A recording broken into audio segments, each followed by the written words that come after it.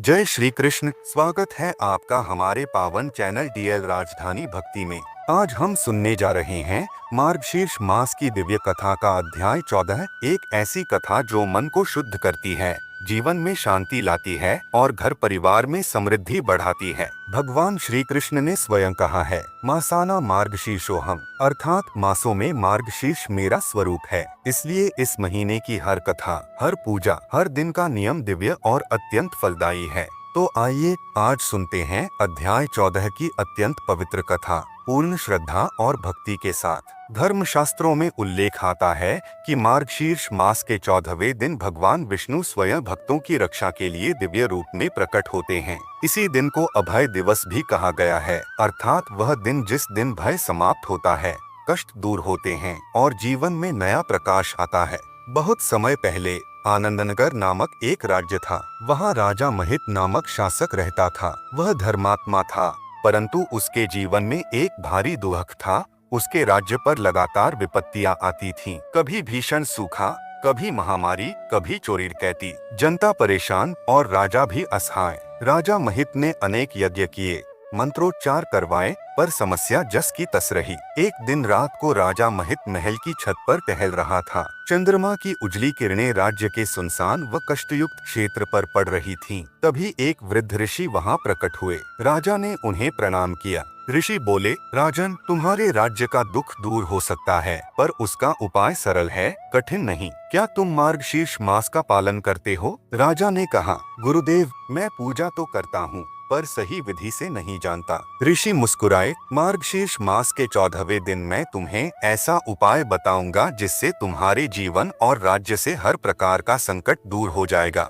अगले दिन भोर में ऋषि फिर पहुँचे और बोले, राजन, आज 14वीं तिथि है। तुम यह नियम करो, घर, मंदिर और नगर के चारों दिशाओं में एक एक शुद्ध घी का दीप जला। फिर श्रद्धा से भगवान विष्णु की 14वीं तिथि की कथा सुनो। यदि तुम्हारा मन सच्चा है तो राज्य से हर विपत्ति स्वयं हट जाएगी। राजा महित ने तुरंत कार्य शुरू करवाया। सैकड़ों दीप जलाए गए।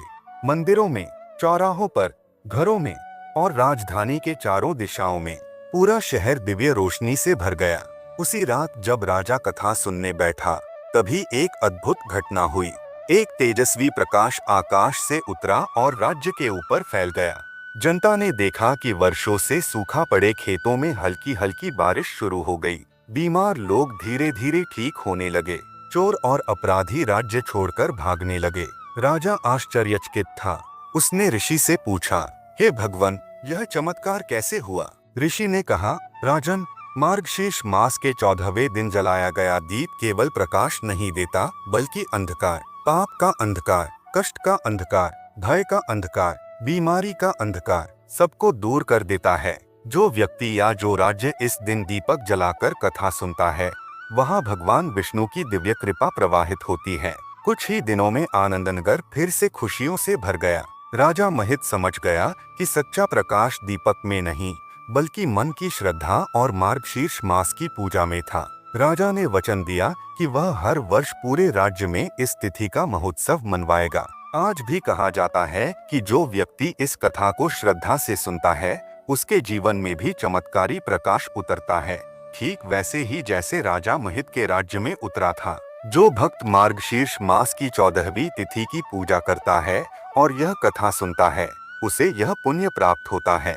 घर में भय समाप्त होता है, आर्थिक संकट दूर होते हैं, मन स्थिर और शांत होता है, परिवार में सौहार्द और प्रेम बढ़ता है, शत्रु शांत होते हैं, ग्रह दोष कम होते हैं, बीमारियां घटती हैं, मार्ग में आने वाली अड़चनें कट जाती हैं, भगवान विष्णु का स्थायी आशीर्वाद मिलता है। इस दिन का नियम इतना प्रभावशाली है कि इसे अभयप्रद तिथि कहा गया है, अर्थात भय देने वाली हर शक्ति समाप्त हो जाती है।